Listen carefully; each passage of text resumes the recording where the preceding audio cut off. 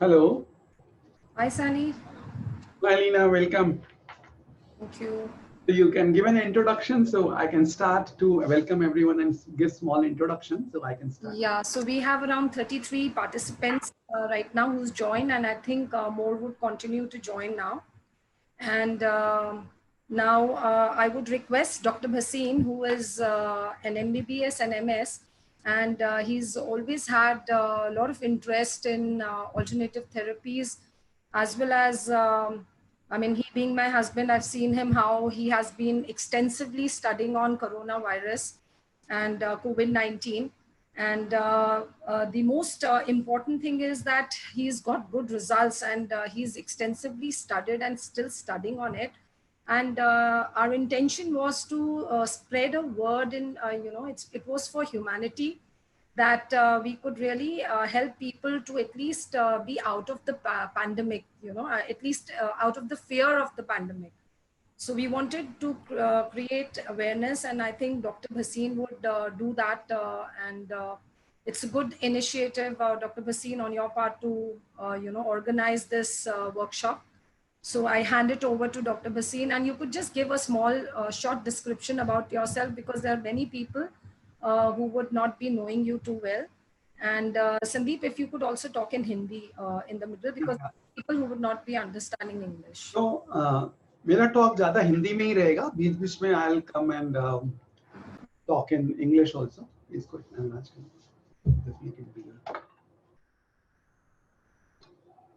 So I am Dr. Sandeep Basim.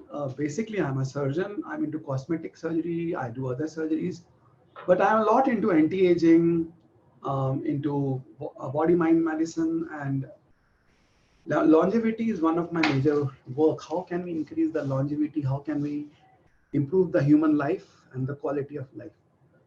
So last 2 to 3 months, I have been extensively studying about corona. कैसे corona हो रहा है, क्यों complications हो रही हैं, लोग क्यों मर रहे हैं, कैसे हम इसको ट्रीट कर सकते हैं और कैसे इसकी कॉम्प्लिकेशंस कम कर सकते हैं.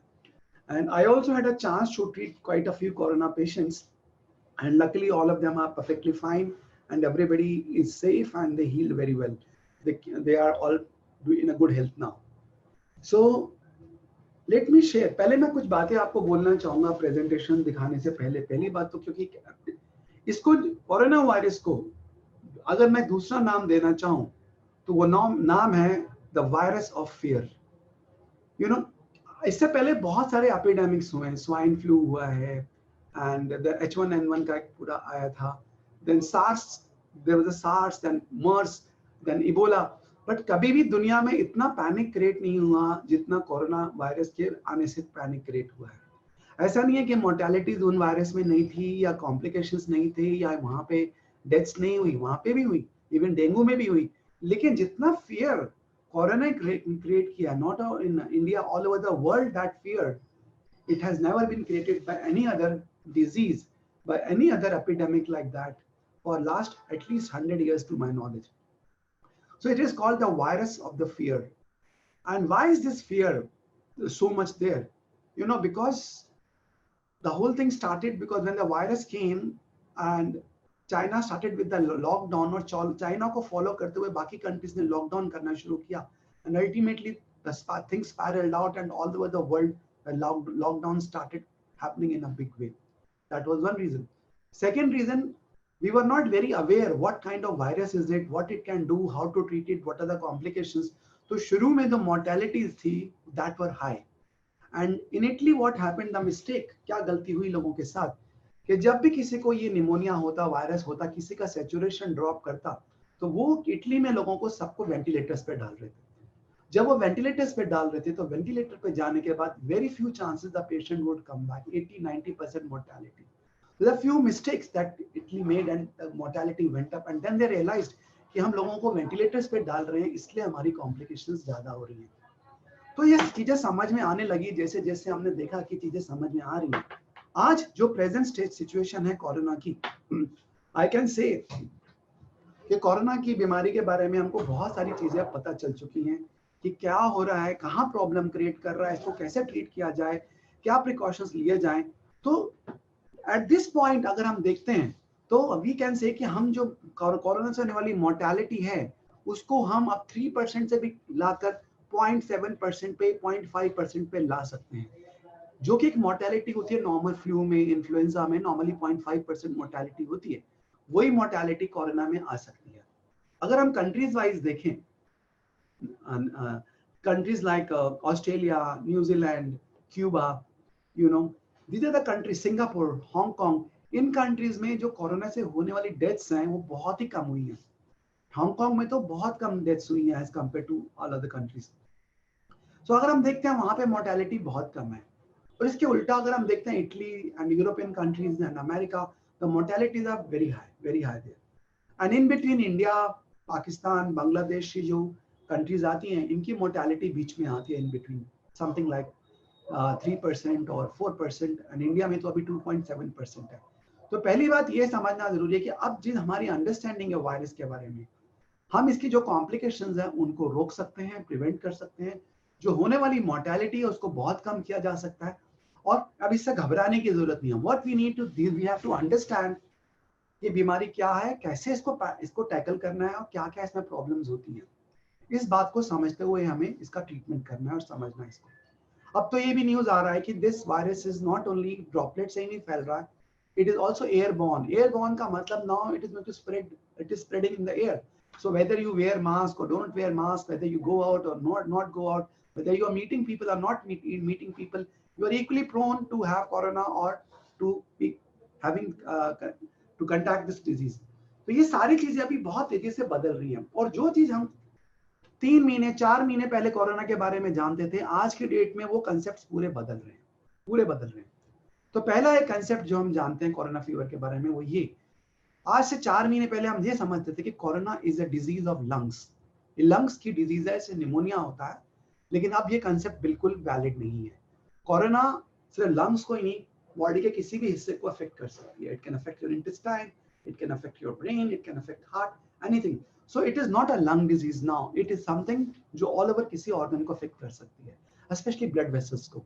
सो इसको वेस्कुलाइटिस डिसऑर्डर ज्यादा बोला जा रहा है, यानी कि ब्लड वेसल्स का डिसऑर्डर। तो ये कुछ बातें हैं कि जो कंसेप्ट है वो बदल रहे हैं, कोरोना के ट्रीटमेंट्स बदल रहे हैं और बहुत सारी नई चीजें हमें समझ में आ रही हैं। तो उनमें से क्या चीजें हैं जो हमें समझना है? पहली बात, कोरोना में इंडिया में कोरोना की मोर्टेलिटी बहुत कम है। तो आप लोग बिल्कुल घबराएं नहीं, पैनिक ना करें, ये पहला मैसेज है मेरे लिए। क्योंकि इंडिया में जो मोर्टेलिटी रेट है वो 2.7% है। आने वाले टाइम में शायद ये और भी कम हो जाएगा। और अगर आप राइट ट्रीटमेंट लेते हैं, शुरू से ट्रीटमेंट लेते हैं, चीजों में थोड़े से अवेयर रहते हैं, तो ये मोर्टेलिटी 0.5 पे लाई जा सकती है, 0.3 पे लाई जा सकती है, ऑलमोस्ट कम की जा सकती है। One of my very senior teacher, वो कोरोना के बारे में एक चीज बोलते हैं, एक लाइन बोलते हैं जो मुझे बहुत अच्छी लगती है उनकी लाइन। और वो बोलते हैं, corona is treated early and correctly, then recovery is the rule. Recovery is the rule मतलब आप ठीक होंगे, इसकी बहुत हाई पॉसिबिलिटी है। It's a very high possibility that you recover from the corona. Okay, so that is one thing that I would. So अगर आप इस लाइन को समझे, recovery is the rule. That means you are going to recover from corona if you have corona, provided you understand the disease, treat it correctly and understand the disease correctly. अब मैं आपको बताता हूँ, corona एक ऐसी बीमारी है जो बहुत सी और बीमारियों से इसमें कुछ सिमिलैरिटीज है। Let's take dengue fever. Dengue में और कोरोना में कुछ फैमिलैरिटीज हैं, कुछ डिफरेंसेस भी हैं। आप देखिए, डेंगू फीवर के अंदर जब डेंगू फीवर होता है, फीवर गिरने खत्म होने के बाद प्लेटलेट काउंट्स ड्रॉप होना शुरू होते हैं, प्लेटलेट काउंट्स कम होना शुरू होते हैं। कोरोना में क्या होता है? कोरोना फीवर के अंदर ऐसा ही होता है कि जब तक बुखार रहता है 4 दिन 5 दिन, तब तक कोई कॉम्प्लिकेशंस नहीं आती है। 5वें दिन या 6ठे दिन पेशेंट का सैचुरेशन ड्रॉप करता है, फीवर कम होता है, निमोनिया सेट इन करता है या बाकी कॉम्प्लिकेशन सेट इन करती है। तो इस तरह से डेंगू एंड कोरोना में ये सिमिलैरिटी है। दोनों में जब तक फीवर चलता है तब तक कॉम्प्लिकेशन नहीं होती हैं, and once the fever come down the complication start happening. So corona में पहली बात आप ये समझ लें कि जब फीवर चल रहा है 3 दिन 4 दिन और फीवर खत्म होने का मतलब ये नहीं कि आप डिजीज से बाहर हो गए हैं। तो इस बात को आप गलती से ना समझ लें। तो बुखार खत्म होने के बाद कॉम्प्लिकेशंस की शुरुआत हो सकती है। तो ये बात हमें समझना जरूरी है। इसके लिए कुछ बातें मैं डिटेल में आपको बताऊंगा, कैसे कोरोना की साइकिल है, क्या है और कैसे चीजें हैं।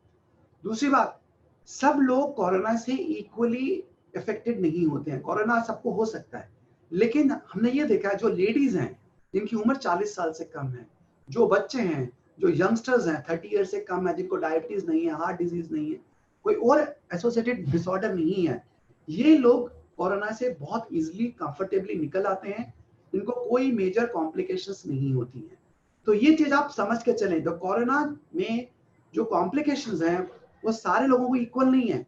young children less than 14 years, females less than 40 years, young people who do not have diabetes, hypertension, इन लोगों में कॉम्प्लिकेशंस कोरोना की बहुत कम होती हैं। तो ये चीज आप Just to interrupt, Sandeep, some people have just messaged me that if you could speak in English because there are foreigners also. Okay, so should I speak in English or Hindi now? If you could mix a little, explain both the things if there is something important, because there are some foreigners who are there and they're not able to understand. Okay, so what I have said till now, I'll just recap. First, I said corona is a virus and we can reduce it. Its mortality is coming less and less. It's becoming less lethal. And with coming time, maybe it will become even less lethal and you don't have to worry any more than a flu or any more than any viral fever. All people are not equally susceptible to the complications of pneumonia. What are the group of people who are safe? In our observation, generally speaking, females less than 40 years are very safe. You do not see major complications. They get corona. It's not that they won't have corona, but they recover very fast. They heal very fast. They don't come up with complications. Similarly, what we see is that youngsters less than 14 years, children less than 14 years, young children, they recover very well from corona. They do not have much complications. In India, we have not come across Kawasaki disease to that extent. That is seen in New Zealand, that is seen in America and UK. In India, luckily, Kawasaki disease has not come that, we have not come across many cases like that. So that is something very, very rare that is happening. So children and female are very safe in this episode. Then what we see is the young people who do not have diabetes, hypertension, usually they don't have any major complications. So these are the people who are not going to have major complications. तो पहली बात corona में आप ये जान के रखें, अगर किसी को कोरोना होता है तो क्या ये हाई रिस्क पेशेंट है या हाई रिस्क नहीं है, क्या इनको कॉम्प्लिकेशन होने के ज्यादा चांसेस हैं कि नहीं, इस बात को समझ लें। क्योंकि 90% लोगों में कोरोना आज अपने आप ही ठीक हो रहा है, चाहे वो दवाई लें या ना लें, ये समझना है। लेकिन जिन लोगों में कॉम्प्लिकेशन आता है उनको हमें समझना जरूरी है। तो सब लोगों में कॉम्प्लिकेशन नहीं आता, जिनमें कॉम्प्लिकेशन नहीं आता वो ज्यादा ना डरें, वो बिल्कुल परेशान ना हो, ट्रीटमेंट जरूर लें, डॉक्टर से मिले, बात करें, बट उसके लिए बहुत हाइपर पैनिक नहीं करना है, बहुत फियर में नहीं रहना है। पहली बात ये। सेकेंड चीज जो मैं आपको बताऊं, जब कोरोना फीवर की शुरुआत होती है, फीवर से इसको हम कैसे पहचानेंगे कि हमें कोरोना है कि नहीं है। So I think I start with my slide share and so that you can, कहां पर है हमारे स्लाइड्स?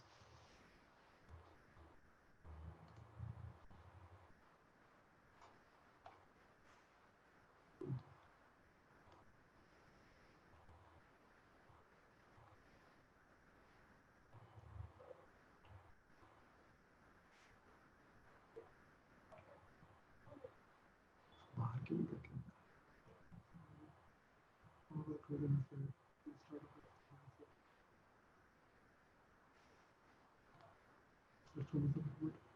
क्या था?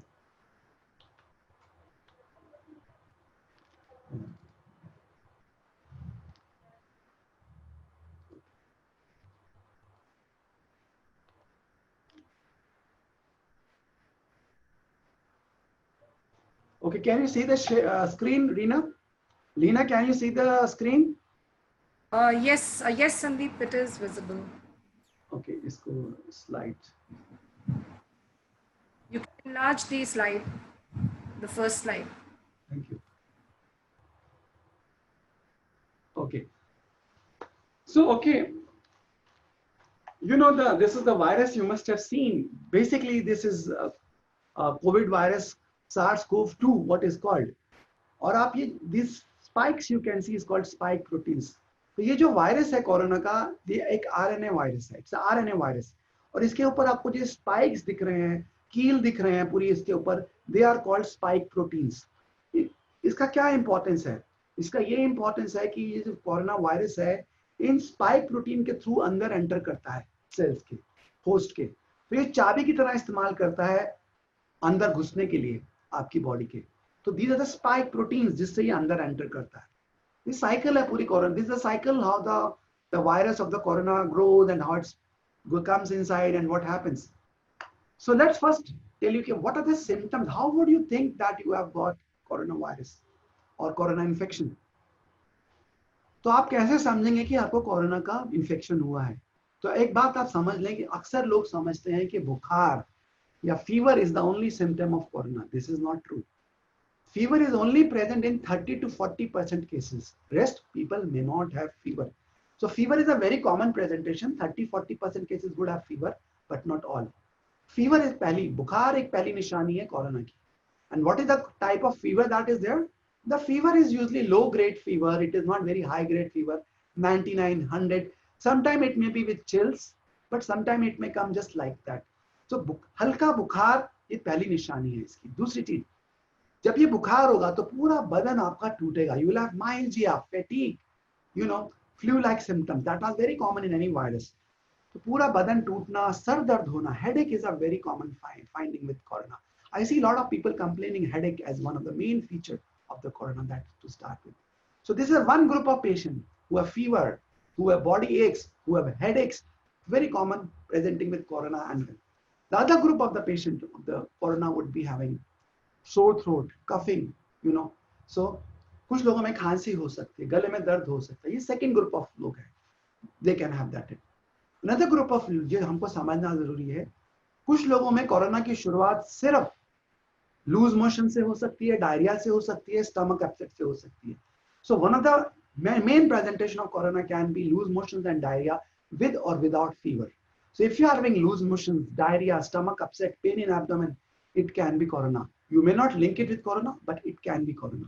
And it may have fever, it may not have fever. So this is a very, very, very strong evidence now. Many people who are having stomach upset and they think they are stomach infection, but actually they are having corona infection. So that's a very important thing that we should keep in mind. The other symptoms of corona that are coming is loss of taste and loss of smell. तो test चला गया, smell नहीं आ रहा है, test नहीं आ रहा है, ये एक बहुत गहरी निशानी है कोरोना की. और अगर आपका स्मेल और टेस्ट चला जाता है तो एक अच्छी निशानी है, बिकॉज जिन लोगों का loss of taste and smell होता है उनमें कोरोना ज्यादा सीवियर नहीं होता, उसकी कॉम्प्लिकेशन बहुत कम होती है. They recover very fast. So loss of taste and smell is a good in one way, because you don't have any serious complications if you get loss of taste and smell in corona.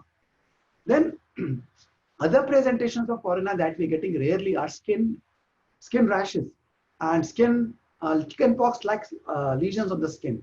तो skin में rashes होना, लाल लाल rashes हो जाना, या फिर chicken pox जैसे lesions आना, ये सारे भी skin manifestations हो सकते हैं कोरोना के.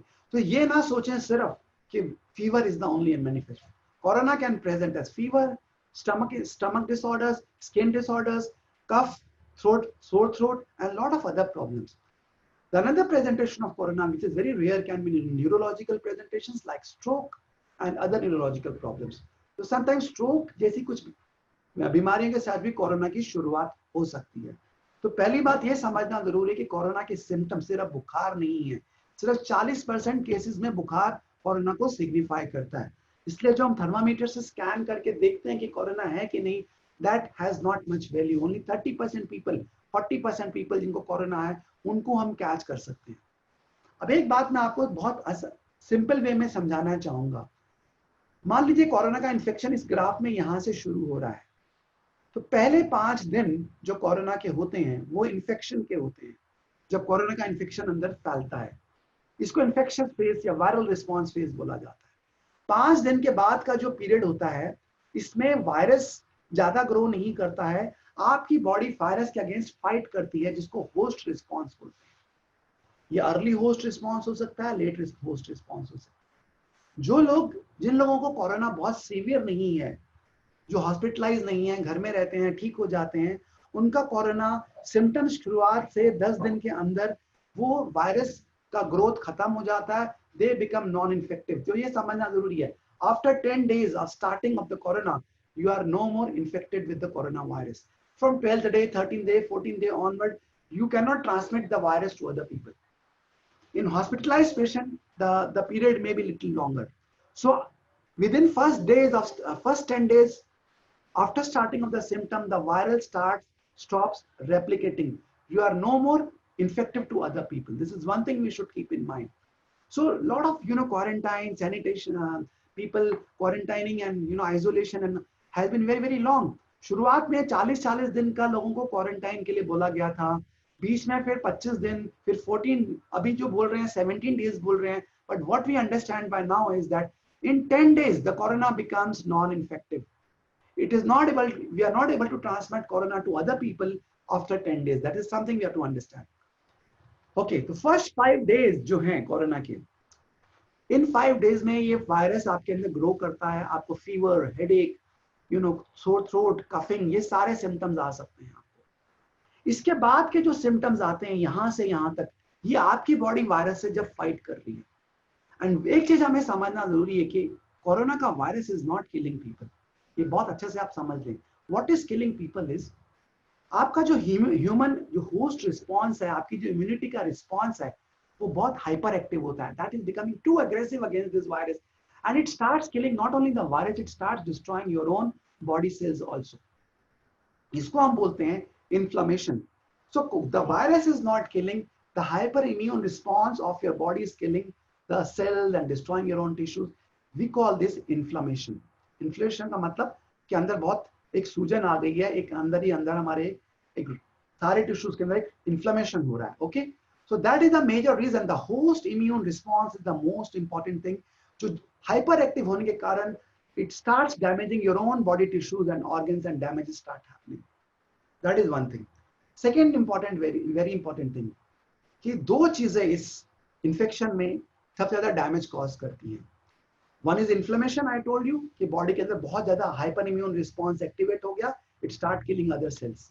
The second important thing that is killing is thromboembolic phenomena. What does it mean? इसका मतलब ये है the blood starts getting clotted in your legs, in your arms, in your blood vessels. और ये जो clotting हो रहा है blood का, ये जाके lungs में, heart में, different जगह जाके अटक रहा है. तो thromboembolism is another major problem जो इसमें होता है. तो ये दो चीजें बहुत. अब डेंगू में क्या होता था, अगर हम you remember the dengue fever, you had fever, the fever subsides, platelet counts go down. When the platelets count go down, the patient can start bleeding and that was the cause of death. So what we understood अगर platelet count कम हो रहा है तो we have to give them platelets. We have to transfuse platelets. One corona, it is a little different. Corona fever, what happens? When the fever goes down, two things are happening, thromboembolism and inflammation. So we have to handle both. We have to give some medicines to prevent inflammation. We have to give some anti-inflammatory medicines, okay? And also some medicines to prevent this thrombosis happening, thromboembolism from happening. If you take care of these two things, inflammation and thrombosis, the mortality and the death rate from corona can be reduced. अगर आप thromboembolism को और inflammation को कम कर सकते हैं, तो corona से होने वाली जो complications हैं, जो deaths हैं, वो बहुत कम की जा सकती है, ना के बराबर की जा सकती है. ये एक चीज हमें समझने का बहुत जरूरी है. So what is very important is we understand the disease, what is required when and what is important at what. ये बात समझना जरूरी है. तो ये आप समझ लीजिए कि 10 दिन के बाद वायरल रेप्लिकेट नहीं करता है, 10 दिन के बाद आप इन्फेक्शस नहीं होते हैं, पहले 5 दिन में वायरल फेज होता है. इसको मिस नहीं करना है. क्यों मिस नहीं करना है? मैं आपको एग्जांपल दे रहा हूं.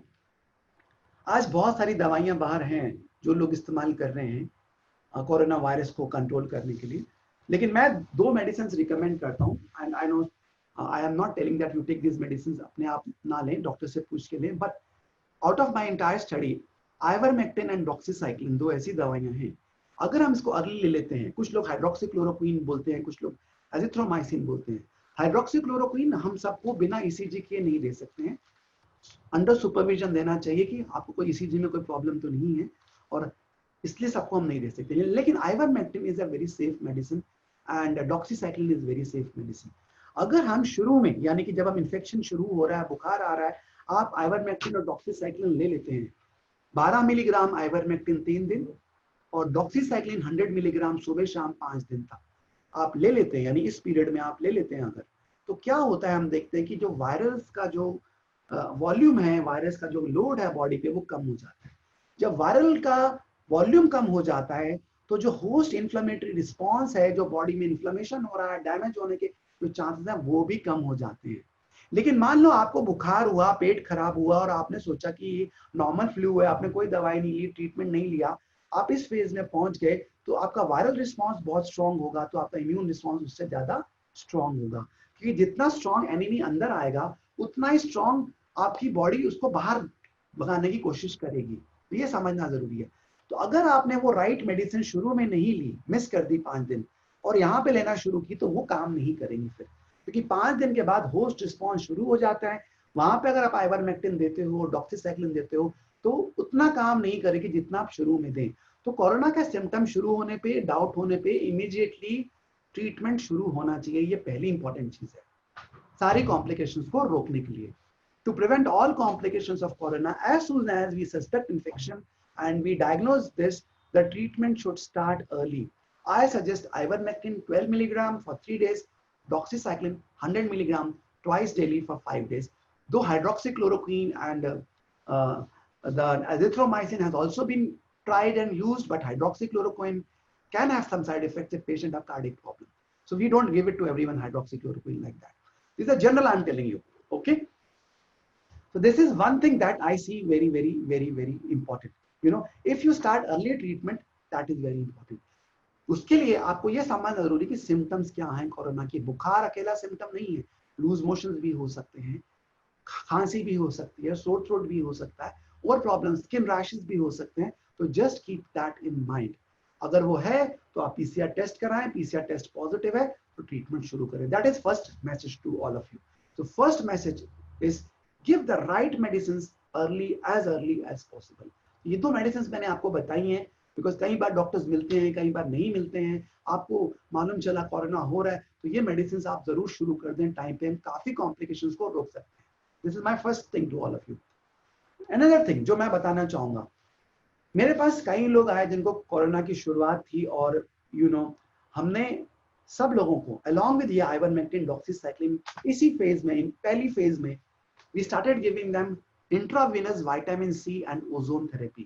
अब बहुत कम डॉक्टर्स हैं जो ओजोन थेरेपी के बारे में जानते हैं, क्योंकि उनकी ट्रेनिंग नहीं हुई है ओजोन में। I have been trained in Ozone Forum of India in Mumbai। I have been using ozone, and I have seen if we give ozone therapy, ozone as a drip, as a saline to these people, and intravenous vitamin C in this phase, the entire viral load can come down very quickly। Ozone is very safe, no side effects, as compared to medicines that are antiviral, they have many side effects। जो antiviral medicines अभी market में है, lopinavir, ritonavir, Fabiflu, etc., they have many side effects। They affect your liver, they affect your kidney, they affect a lot of things।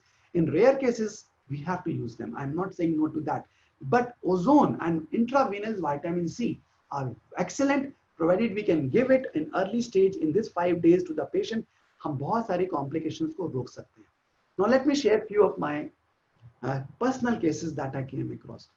Normally हम देखते हैं कि corona का जो बुखार है वो लोगों में कम से कम रहता है 10 दिन, 15 दिन, कई लोगों में 3-3 हफ्ते रहता है। Common, this a common thing that 5 दिन में कई लोगों में खत्म हो जाता है, कहीं में 10 दिन, कहीं में 15 या 20 दिन भी रह सकता है। So I got many people जो मेरे पास शुरुआत में नहीं आए थे, 8-10 दिन पे उनका बुखार कम नहीं हो रहा था, and we gave them ozone therapy, 2 sessions, 3 sessions of ozone therapy as a drip, as a ozone saline, and their fever came back to normal within next 2 days। Otherwise वो लोग पैरासीटामोल ले रहे थे और पैरासीटामोल से fever down नहीं आ रहा था। जिन लोगों को हमने ओजोन शुरू में दे दिया, वो शुरू में हमारे पास आ गए, उन सब का फीवर 2 दिन में क्लियर हो गया। That was something very amazing for me, because according in my study, what I found, those who came early, in 2 days we could clear their fever by giving them intravenous ozone saline and also intravenous vitamin C, which otherwise I've seen averagely takes 7 to 10 days in other people। Okay, and even if the fever was not coming down, no major complication, अगर हम उनको ozone देते हैं vitamin C, we can bring down the fever and bring down those complications। This is one thing which I have seen very commonly in the management of the, so ozone therapy I found very effective। Similarly, intravenous vitamin C। Now आप सब जानते हैं vitamin C is very important for the management of corona, and I'll talk about it great। And you can take oral vitamin C, and I suggest अगर आपको infection है तो आप 1 ग्राम दिन में 3 बार लें, 500 milligram, 2 tablets 3 times in a day। But if you can take intravenous vitamin C, nothing like that. Because intravenous क्या मतलब ड्रिप के थ्रू, जैसे आप ग्लूकोज चढ़ाते हैं ड्रिप के through. Intravenous vitamin C is really very effective, not only in killing the virus but also reducing the inflammation that is going on. Okay, so that is something that I would like to share, that intravenous vitamin C is very effective to reduce a lot of complications, and ozone that we can start. Recently I was reading one paper जो मुझे मिला, Michigan Detroit से एक doctors के group ने वो paper present किया, क्योंकि वहां पे mortality rate is 10%, very high mortality rate. उस पेपर में उन्होंने डॉक्टर्स ने पेशेंट्स को vitamins और minerals के through कोरोना में treat किया. I was very surprised how could they do it with such a high mortality, but it was a paper published with 100 patients. उन लोगों को high dose vitamin D, vitamin C, zinc, vitamin A, iodine and other supplements were given in very high dose in the corona, and out of the 100 patients not a single patient died. So these medicines have a big role. Don't ignore them. Don't ignore vitamins and minerals. Why? Because corona is a different from other viral diseases. इसमें inflammation is a very big thing. We have to bring down inflammation, and one way to bring down inflammation is by antioxidants, and one of the best antioxidant is vitamin C that we can use. Oh, okay. So I'll come to that little later. So what I'm telling you is the early response of patient coming with fever, this area here, we give them ivermectin, give them doxycycline, we give them ozone, we give them intravenous vitamin C. Intravenous vitamin C is much more effective than oral vitamin C because वो directly आपके blood में जा रहा है. Second, अगर आप oral vitamin C लेते हैं तो उसका बहुत छोटा सा portion absorb होता है, rest आपकी बाहर निकल जाता है through your stools. You are not able to absorb it. But intravenous, it is going directly inside, and that kills the viruses. So that is one very important point I wanted to tell. Now, one thing very important that I want to tell here is on day 4, day 5 is a very crucial day. चौथा और पांचवा दिन corona virus का बहुत ही crucial दिन होता है, क्योंकि जो निमोनिया की बिगनिंग होती है, जो लंग इन्फेक्शन का जो स्टेज आता है वो चौथे पांचवें दिन से शुरू होता है और 6th, 7th day 8th day में जाके वो पीक पे जाता है. इसका क्या मतलब, कोरोना की जब शुरुआत होती है, जब आपकी बॉडी में एंटर करता है कोरोना, तो ये सीधा लंग्स में नहीं जाता, पहले ही आपके नाक में, गले में, थ्रोट में, ट्रेकिया में धीरे धीरे फैलते फैलते नीचे और नीचे और नीचे लंग्स तक जाता है. इसका क्या मतलब, अगर आपको कोरोना की शुरुआत है, आपको बुखार हो रहा है, सिम्टम्स आ रहे हैं, पीसीआर आपका मालूम चला पॉजिटिव आया, आपने आइवरमेक्टिन डॉक्सी शुरू कर दिया, इफ पॉसिबल आपने ओजोन विटामिन सी शुरू कर दिया. There is one more thing I tell, आप शुरुआत में स्टीम लें कम से कम 3 बार. That's very important. The heat kills the virus. अगर आप स्टीम लेते हैं दिन में 3 बार, the virus is cleared. Second very common thing जो अभी तक मैं ज्यादा यूज नहीं कर रहा था, लेकिन अभी मुझे उसका बहुत इंपॉर्टेंस लग रहा है, वो है सिंपल योगिक क्रिया, जल नीति एंड गार्गलिंग.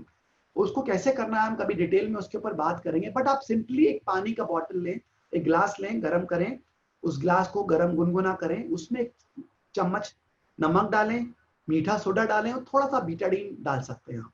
ये एक सोल्यूशन बन जाता है आपका, यू नो, एंड इससे आप गार्गलिंग कर सकते हैं. इससे नेटी पॉट से आप एक नाक से डाल के दूसरे नाक से निकालिए. Why? When you do this you will clear a lot of viruses. You clear a lot of viruses from, yeah. Translate day 4 and 5. Yeah. So, अगर आप ये जल नीति लेते हैं, गार्गलिंग करते हैं, आप बहुत सारा वायरल लोड अपना कम कर रहे हैं. लेकिन यहाँ पे लेट स्टेज में लेने से कोई फायदा नहीं है. जैसे सिम्टम की शुरुआत हो रही है, आप इमीडिएटली स्टार्ट करें. So my advice is, if Paul, I can create problems for me to go out. So when you have symptoms start with, I'll repeat in English, ivermectin, doxycycline. That's one thing. Second thing, if you can get ozone and vitamin C intravenous, nothing like that. I've seen very good response with that. Then steam inhalation, take thrice a day steam inhalation. Then jal neti is you take hot water and warm water, pour it from one nose, let it come out from the other nose. I'll make a video, और मैं video आप सबसे share करूंगा कि इस जल नीति को कैसे करना है. ये बहुत इंपॉर्टेंट है, सिंपल स्टेप है और बहुत सारी हमारी कॉम्प्लिकेशंस को रोक सकता है. And don't ignore this simple thing जो आपको मेजर कॉम्प्लिकेशन से बचा सकता है. अनदर थिंग जो मैं आपको बोलूंगा, पहले 5 दिन में अगर आपको ये सब हो रहा है, सारी चीजें हो रही हैं, तो एक चीज और जो मैं आपको सजेस्ट कर सकता हूँ, कौन कौन से विटामिन आपको लेने चाहिए। विटामिन सी मैंने आपको बोला 1 ग्राम दिन में आप 3 लें। अब जैसे ही आपके सिम्टम शुरू हो, विटामिन D3 60,000 यूनिट 60,000 यूनिट का पैकेट आता है, सैशे आता है, बहुत सारी कंपनीज के नाम से आ रहा है, अपराइज है, कैल्सीरॉल है, कोई भी पैकेट ले लें आप जिसमें 60,000 यूनिट विटामिन डी हो, उसको आप 3 दिन लगातार लेंगे दूध के साथ। Small amount of milk, take it 3 consecutive days, 3 दिन लगातार 3 consecutive days take vitamin D with milk. This vitamin D is a very good immune modulator, and there are tons of papers coming that how it can improve your immune response. Don't miss it. Another third vitamin that is very important is zinc. Don't buy Zincovit, because Zincovit with the amount of zinc is very low. The zinc should be 100 milligram. Don't take something like Zincovit. It has only 10 milligram of zinc. So 100 milligram of zinc. Zinc directly kills stop the replication of viruses. हम लोग बीच में hydroxychloroquine और chloroquine हम use कर रहे थे, and you know how chloroquine works. Chloroquine increases the transport of the zinc inside the cells, and it inhibits the virus from growing. So hydroxychloroquine works through the mechanism of zinc. So when we are giving hydroxychloroquine, zinc लेना जरूरी है. Even if you're not taking hydroxychloroquine, if you take zinc, zinc is antiviral. This is something, but use 100 milligram zinc, not Zincovit normal tablet. Okay, so these vitamins are very, very important. Vitamin C, vitamin D, zinc, 3 vitamins. I again repeat once again, vitamin C 1 gram thrice a day, vitamin D 60,000 unit 3 days consecutively, and after that 60,000 unit twice in a week till you have infection. Okay, then come to zinc. Zinc is to be taken 100 milligram per day.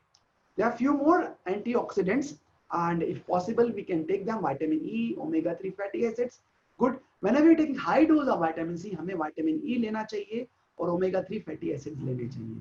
So this is something that you can add and use along with this. Okay. We can also take 10,000 units of vitamin A regularly during this infection, because vitamin A is very important for your immune response. So ये vitamins हैं, you can start it with, they don't have any problem, no complication. जैसे ही आपके symptoms शुरू होते हैं, आप ये सब चीजों का शुरू कर दें. So what I've told till now, if your symptoms are starting, start with all these things. What are these things? Again, I'll repeat: ivermectin, doxycycline, 12 milligram ivermectin thrice day for 3 days. 3 days. Doxycycline morning, evening for 5 days. Please be under supervision of your doctor. Check it if you want, but this is general advice I'm giving you, because the pandemic, many people do not have access to doctors, so what to do at that time? And many times they are not able to contact, and a lot of problems are happening. So it's for emergency, I'm telling. You can start gel neti, you can start steam inhalation. You can also start, with the vitamins which I have told. Vitamin C 1 gram thrice a day. Vitamin D 60,000 unit taken 3 consecutive days. Okay. Zinc 100 milligram taken once a day. Then 10,000 units of vitamin A and vitamin E and omega-3 fatty acid if possible. That you can add on to the whole thing. Now this is the very important thing, what I'm telling you, which can help you to reduce lot of your complications. तो ये तो general चीजें हैं जो मैंने आपको बताई. Another very important 2 things. आप में से जो लोग भी थोड़े से 40 से ज्यादा हैं, अगर आपको कोरोना का इन्फेक्शन होता है, या कभी हार्ट डिजीज रहा है, या आपको ब्लड प्रेशर रहा है, या डायबिटीज रहा है, तो मैं 2-3 चीजें आपको और एडवाइस करूंगा. एक तो आप एस्पिरिन 75 मिलीग्राम जरूर शुरू कर दें जैसे ही आपको इन्फेक्शन होता है. 75 milligram aspirin should be started. Do not wait for that. Atorvastatin यानी कोलेस्ट्रॉल कम करने की दवाई होती है, बहुत लो डोज में 10 मिलीग्राम आप शुरू कर दें. ये 2 दवाइयां तो आप इमीडिएटली शुरू कर दें, एस्पिरिन, अटोरवास्टैटिन. जो लोग बहुत यंग हैं, फीमेल्स हैं, जिनको हाई रिस्क नहीं है, उनको लेने का जरूरत नहीं है. बट जो हाई रिस्क है, कम से कम ये 2 टैबलेट जरूर ऐड करें, aspirin and atorvastatin. This is something that I advise to all my patients. And another thing, inflammation is a big thing, big problem. And जब भी हमें फीवर होता है, हम इसमें क्रोसिन यानी पैरासीटामोल लेना चाहते हैं. I have seen paracetamol is not a good drug for this infection. So what I advise कि अगर हल्का बुखार आ रहा है, उसको कम मत करो. Why? High fever kills viruses. Fever को पैरासीटामोल लेके कम मत करो. Go through the fever. Don't try to lower down your fever. But if it is going more than 101, 102, 103, normally उतना जाता नहीं है, तो आप फिर कभी हाफ टैबलेट ले सकते हैं क्रोसिन या पैरासीटामोल का. But I prefer another medicine called colchicine. colchicine. I don't know how many of you. It is an anti-inflammatory drug, and I normally give it because it's anti-inflammatory. So that is something I keep in mind. तो paracetamol का इस्तेमाल कम से कम करें, ज्यादा ना करें. अगर हल्का बुखार है, go through that fever because the fever is trying to kill the virus. Don't stop the fever. That is something very important I am trying to give you. Because अगर आप fever से निकल जाएंगे, वायरस को face करेंगे, so lot of complications जो बाद में होने वाली हैं वो आपकी कम होंगी. So don't reduce your fever with paracetamol as far as possible. So these are few things. Now, मैं यहाँ पे छोटा सा ब्रेक लेके आप सबसे पूछना चाहूँगा, if you all are comfortable with till now, or do we have to, because I can see a lot of chats and question answers. So Lina, I will like you to look into chats, question answers, and are things clear till now before I go ahead, because a lot of information have been given, I think, till now. I want feedback on that. Okay, so there's one question that has come. One person is saying if you could just go a little slow, and there is a question from Naman. Are lockdowns, mask and social distancing effective for fighting COVID? See, that's a different topic we'll be going into.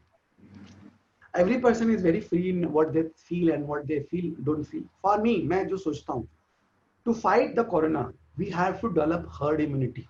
What does it mean? It means sooner or later, most of us should be should be facing this virus. यानी most of us would be getting infected with the virus. But the only problem is, अगर सबको एक साथ हो जाएगा, तो the health system will not be able to handle it. So we are slowing that down. We have to slow it down. But the more the number of people get infected and come out of it, the sooner the herd immunity will come against it. And there is no other escape from it except for developing herd immunity. Are you getting my point? That means 60% population, or at least 50% population, has to go through this infection. Is it clear? Do you understand? So when we go through, हमें ये सोचना है और समझना है कि अगर इतने सारे लोग इस इंफेक्शन से निकलने वाले हैं, हम कैसे उसको हैंडल करेंगे, हमारी हेल्थ एजेंसीज कैसे हैंडल करेंगी, और हम उस मोर्टेलिटी को कैसे कम करें ताकि ज्यादा लोगों को नुकसान ना पहुंचे उससे. तो वो चीज समझने में वक्त लगता है. जो लॉकडाउन का पीरियड हमें मिला, जो स्ट्रिक्ट डिस्टेंसिंग का पीरियड मिला, what happened in this time, from all over the world we got a lot of information, data. How is this virus working? Why is it killing people? What we can do what information we have today we didn't have 3 months back. So I say lockdown, it had its own problems, but it gave us a time to understand the disease, and now we have that understanding. We can reduce the mortality now. Is it right? We know the coronavirus is airborne, so the question how effective are the masks is still a big question, and still everybody is confused. So I will not give any statement, but I will say everything is in a flux. Okay, any important questions, more questions, Reena? Hello? Yeah, can you hear me, Sandeep? Yeah, any other thing? Yeah, so they are... Any doubt from my talk, what I've talked till now? Okay, so Madhuri wanted to ask that should these medicines be started without testing? Okay, why I'm telling all this is, sharing with you all this is because initially I came to know that doctors were not available, or doctors, most OPDs were shut down, and the hospitals were not seeing the patients. Okay, so there was a lot of confusion, and I got a lot of calls. People are not understanding what to do, what not to do. Ideally, क्या होना चाहिए? अगर if you are having the symptoms, you should get a RT-PCR test done, which shows whether you have corona infection or not. And if you have that infection, you start these medicines. But number one, how difficult was it to get this RT-PCR test done? Sometime it was not being allowed for asymptomatic patient. Sometime it was out of not available. A lot of big lines available. All those things. Ideally, अगर आपके पास test है तो बहुत effective है. लेकिन एक बात मैं आपको बता दूं, अगर आपका RT-PCR टेस्ट नेगेटिव है तो ये ना सोचें कि आपको कोरोना नहीं हो सकता. I have seen cases with RT-PCR negative, still they had corona infection. So what does it mean? It means अगर आपको symptoms हैं कोरोना के, तो हमें उसकी मेडिसिन शुरू करनी चाहिए. लेकिन उससे पहले एक चीज और है जो हम कर सकते हैं, वो है कुछ special blood test. I talk about them. वो मैंने अभी आपसे बात नहीं करी है, और वो बहुत कम किए जा रहे हैं वो ब्लड टेस्ट. एक चीज आपको और बताता हूँ, दिल्ली के health minister mister Satyendra Jain, उनको कोरोना हुआ और उनका PCR test was negative, and he developed pneumonia of corona because they thought कि उनको कोरोना नहीं है, and then he shifted to ICU.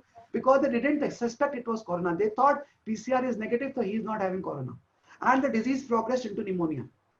What does it mean? Even if PCR test is negative, still it can be corona. It's only 70% sensitive, 30% it can go wrong. Clear? Is it right?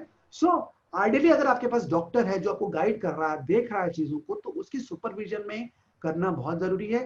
लेकिन आपको अगर doctor मिलता है, very very good. कितने doctors आपके पास अभी available है, that will all depend. My thing is to give you some basic information whether you get doctors or not doctors. Now so what is to be done? मान लो अगर there's one more question from Dr. Umapasi, that how to use colchicine in place of paracetamol. Colchicine doesn't reduce the fever. I've seen that. But colchicine is very good for long-term, preventing long-term complications. Paracetamol doesn't help in any long-term complications. Number one, paracetamol आपका fever down कर रहा है, आपकी immunity को down कर रहा है. Fever is a response to fight with virus. Understand that. If you are lowering that down, you are not allowing the virus to be killed. Are you getting my thing or not? I would not like to give paracetamol unless the fever is going more than 101 or 2. It's going very high where it can cause problems. 100 fever, 101 fever, I don't think you need to take paracetamol. It's not an emergency, and especially बच्चों में तो paracetamol आप बिल्कुल viral infections में avoid करिए. You know, it is contraindicated to give paracetamol in a viral infection to children. There is something called Reye syndrome that can happen. Avoid giving in normal fevers, you know, unless it's a very high fever. Do not give paracetamol left, right, and left to anybody, you know, without understanding. Fever is a response of the body to fight against virus. Is it clear? कभी कभी use कर सकते हैं, कम से कम use करें. बहुत high fever हो रहा है तो यूज करें. कॉल्चिसिन फीवर को कम नहीं करता है. कॉल्चिसिन इन्फ्लेमेशन को कम करता है. जो बाकी बाद में कॉम्प्लिकेशंस आती हैं लाइक मायोकार्डाइटिस एंड निमोनिया, उनको कम करता है. Okay, so Mr. Upal is asking if it is an airborne disease, then what precautions the vulnerable group should be taking? Okay, good you asked this question because हमारा time भी वैसे खत्म होने वाला है, तो पूरा प्रेजेंटेशन मैं कर भी नहीं पाऊंगा. देखिए आज की डेट में हो सकता है कि मेरी इंफॉर्मेशन गलत हो और आने वाले टाइम में वो चेंज हो जाए. मैं इतना ही बोलूंगा कि आज की डेट में मेरे पास जो अभी बेस्ट इंफॉर्मेशन अवेलेबल है to prevent the disease in vulnerable group, it is MMR vaccine. Because मैं आपको एग्जांपल दे रहा हूँ, हांगकांग में मोर्टेलिटी सबसे कम हुई. उसका एक रीजन ये था कि December of last year Hong Kong में सबको MMR वैक्सीन से वैक्सीनेट किया गया था. वहां पे जब कोरोना वायरस आया तो वहां पे मोर्टेलिटी बहुत कम हुई. ऐसे रशिया में, यूएसए के अंदर एक यूएसए रशिया में रूजवेल्ट करके ग्रुप है जो सेलर्स हैं, उन सबको MMR वैक्सीन दिया जाता है, यू नो, रेगुलरली. एडल्ट्स को भी MMR वैक्सीन यूजुअली बच्चों में लगता है. तो वहां पे उन्होंने क्या देखा कि जिन लोग, बिकॉज वहां पे वो सबके सब वैक्सीनेटेड थे, none of those sailors died. जबकि उसी एरिया में जो मोर्टेलिटी थी कोरोना से, that was about 10%. That's a very high mortality. Because of MMR vaccine they could prevent the mortality happening in that group. Similarly they saw in other countries, many other countries जहां पे recently अभी MMR vaccine दिए गए थे large scale, वहां पे सब पे corona could not bring about lot of mortality. It could prevent, that mortality could be prevented. Lot of papers are coming on MMR and BCG vaccine. India में mortality कम होने का reason माना जा रहा है BCG vaccine. That is something being told that BCG vaccine may be protecting Indians from lot of complications of this corona. But MMR का तो बहुत सारे papers हैं, BCG के ऊपर भी कुछ papers आ रहे हैं. Myself also, जो लोग हमारे पास early आ जाते हैं, हम सेप्टिवैक करके या इम्यूवैक करके एक स्पेशल वैक्सीन होती है, I am giving to all my patients, जिससे आपका इम्यून सिस्टम बहुत इननेट इम्यूनिटी बूस्ट अप हो जाती है. वो अपने आप में एक बहुत बड़ा टॉपिक है. So this is one thing I'll tell. Number one, अगर आपको डायबिटीज है, हाई रिस्क है, you can have complications with corona, start MMR vaccine, take MMR vaccine. But सब लोग MMR vaccine नहीं ले सकते हैं. Pregnant ladies are not allowed. Immunocompromised patient who are on immunosuppressant, they cannot. Everybody cannot take MMR. Is my voice clear, Leena? Yeah, you will have to repeat your answer again because you got freeze for a little while. Okay. See, I am saying is, at the present date, in my knowledge, maybe I don't know how things would be 1 month later, 2 months later. MMR vaccine is a very good way to prevent coronavirus in people who are at high risk. Clear? BCG vaccine, some people are using, some people are using MMR vaccine. Because there are more papers on MMR vaccine, so it is a very good thing. But सब कोई MMR vaccine नहीं देना चाहिए. Who are the people who should not take MMR vaccine? Pregnant ladies should not take MMR vaccine. Very, very clear. It should not be given to people who are immunocompromised. यानी कि जो immunosuppressants पे हैं वो MMR vaccine ना लें. And अपने doctor से पूछ भी सकते हैं कि that I want to take MMR vaccine. Can I take it or should I not take it? MMR vaccine बच्चों में दी जाती है and adults should take it. ये ना सोचे कि हमें बचपन में MMR मिला था तो अभी नहीं लेना है. नहीं. The theory is very different. If you take it recently, MMR vaccine से आपको myeloid suppressor cells बनते हैं जो हाइपर इम्यून रिस्पॉन्स को रोकते हैं जो कोरोना में जनरेट होता है. Are you getting this point? So for those who are at a high risk for corona and they don't want कि ऐसी कोई complication हो, MMR vaccine can be good choice, but please ask your doctor. Then the supplements and vitamins जो मैंने आपको बोले उसको आप रेगुलर यूज करिए. स्टीम का रेगुलर इस्तेमाल करिए, जलनेती का रेगुलर इस्तेमाल करिए अगर आपको कोरोना नहीं भी है. There are few things जिससे आप अपनी इम्यूनिटी बढ़ा सकते हैं, वायरल लोड को कम कर सकते हैं. Clear? Sandeep, I think you in the middle, your voice is breaking. You're not audible. Can you shift to another Wi-Fi? Are other people also complaining or you are the only one to complain that? Can you check that? Please answer on the chat box. Is everybody having problem with my voice? Because from my end, the network is good. Okay, it's fine. I think it's fine for everyone. This must be a problem for my side. Okay. I'm really sorry. Okay, there is another question. They had asked that could headache be also an initial, this thing for Headache, I see symptom headache. for coronavirus? I see headache as a very important feature of coronavirus. Not only in the beginning, but also कई लोगों का coronavirus ठीक हो जाता है and they keep having headache for a long time, for many weeks after corona has gone. And some people start with headache only and later on fever comes and other things come. So do not ignore headache. Headache can be either a sign or also something which is remaining after the corona fever has gone. Okay. And somebody wants to know the precaution medicines which you mentioned. These medicines are not for precautions. Ivermectin and doxycycline should not be taken for precaution. Okay. They should be only taken if you have symptoms and you are tested positive or your blood tests are telling you that you are having, you can have corona. Let me finish few important things because then I won't be able to cover few very important other messages that I want to give. Okay. Yeah.